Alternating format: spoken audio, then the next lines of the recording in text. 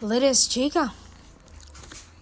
Natuklasan na kung sino ang babae na minamahal ni Donnie Pangilinan ngayon. The girl he couldn't replace. Everyone in his life is temporary until she becomes the one he refuses to lose. Until Bel Mariano came into his life.